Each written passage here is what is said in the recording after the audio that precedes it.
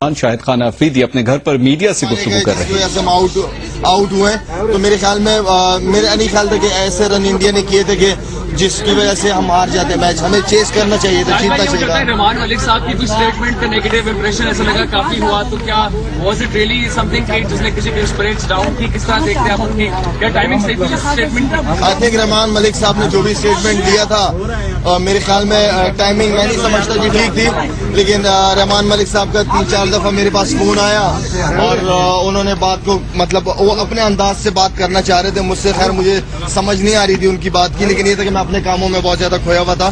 اور میرے خیال میں آئی تھنک کہ میں سمجھتا ہوں کہ ان سے غلطی ہوئی ہے, اور میرے خیال میں آئی تھنک آئی ہوپ کہ فیوچر میں اس طرح کی غلطی ایسے اسٹیج پہ نہیں ہونی چاہیے کسی سے.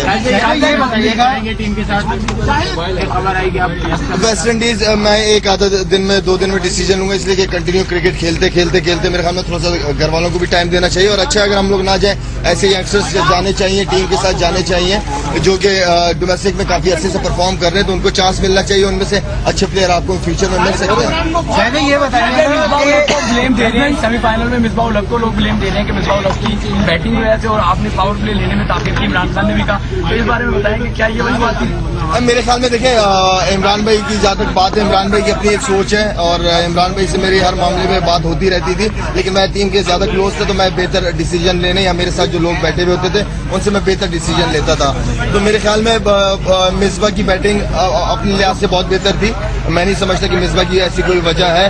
آئی تھنک کہ وہ چاہ رہا تھا کہ گیم کلوز سے کلوز ہو جائے, اور میں بھی یہ چاہ رہا تھا کہ 2-3 اوور کھیلیں, پھر اس کے بعد ہم نے پاور پلے لینا تھا. تو جو جس سچویشن میں ہوتا ہے وہ بہتر ہوتا ہے. جب آپ میچ ہارتے تو اس طرح کی باتیں نکلتی ہے. جی محترمہ, ٹیم میرے خیال میں بہت زیادہ کانفیڈنس اور عوام کی سپورٹ کی وجہ سے کوئی لڑکا گرا نہیں, اور لڑکے زیادہ تک ہوگی. Thank you so much, so nice of you.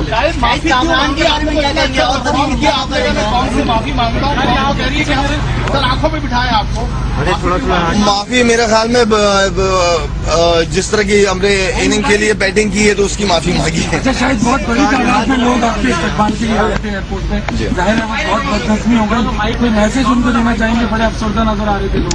میں دوبارہ معافی مانگ لیتا ہوں.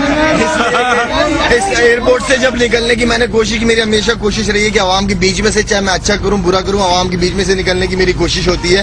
زیادہ سے زیادہ اچھا کہیں گے یا برا کہیں گے, جو کہ ان کا حق ہے بولنا چاہیے, لیکن وہاں پہ اتنا بہتر طریقے سے آرگنائز کیا نہیں تھا جس کی وجہ سے مجھے پچھلا دروازہ استعمال کرنا پڑا. تو کیا اب جو نیکسٹ ٹائم انشاءاللہ جب آپ کھیلیں گے T20 میں ان کو کھیلیں گے, ICC کے کسی بھی ایونٹ میں ہوں گے, تو انڈیا کے لیے کوئی خاص محنت ہمیں کرنی چاہیے سائیکولوجیکلی؟